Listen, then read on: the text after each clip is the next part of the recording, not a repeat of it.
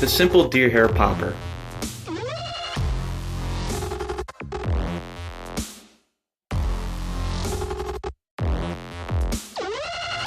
Start your hook in the vise. Start your thread right at the bend and wrap down about 1/4 into it. Then wrap back up. This little thread base will help sustain the fly when we're pushing the deer hair back. Lay a thin coat of Sally Hansen's on here to secure the thread wraps, making sure that it's secured to the hook and it won't get pushed down further down the bend.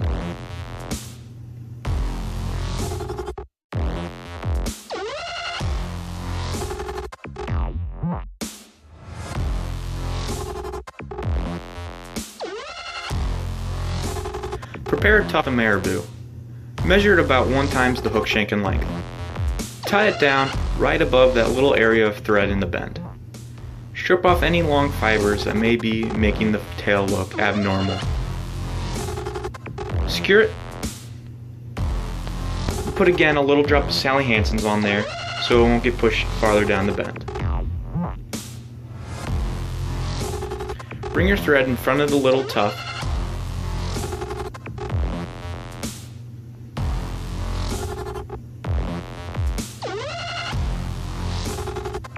Measure a thin amount of deer hair.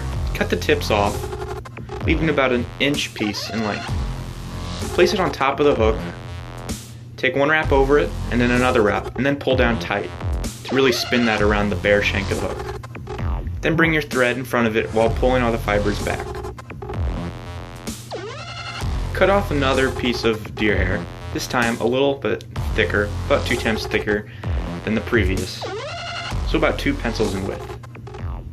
Take 1 wrap and then another wrap, then really push down on the other wrap to spin it around the hook shank. Follow the same technique, push all the fibers back and bring your thread in front of it. Take 2 wraps of thread, let it hang, and cut off yet another little bit of deer hair, about the same width as before. Take 1 wrap, use the same technique, bring your thread in front of it. Continue this process up to where you get about an eye's length behind the hook eye. Then, grabbing a hair packer, slide it over the eye of the hook and push it back. Somewhat aggressively, but not too much that you may cut the thread.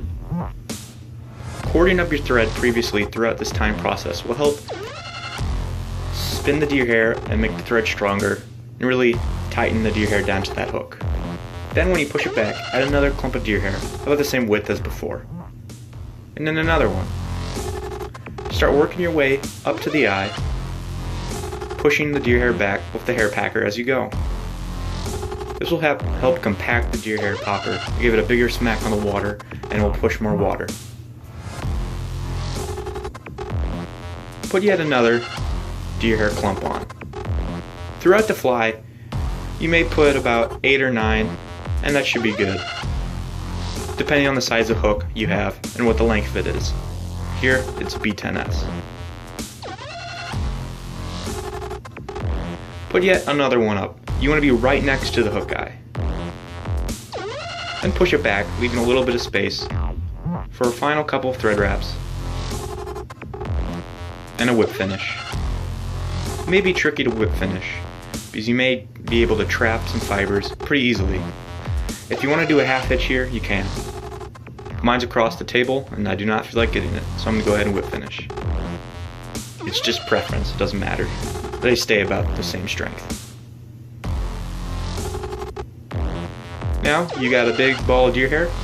With a razor blade, invert your hook in the vise and about maybe a little bit up from the bare shank, cut straight down, leaving a flat, even surface at the bottom of the fly. Now, bend the X-Acto knife, or blade, or whatever, and then with it, push down the body, making an incline towards the tail.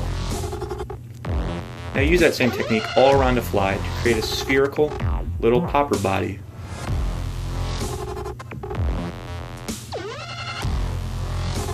It's okay if a little abnormal fibers stick out, you can cut them off with scissors later.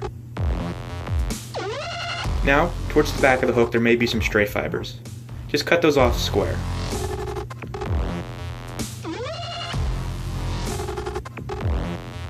making sure not to cut the marabou tail.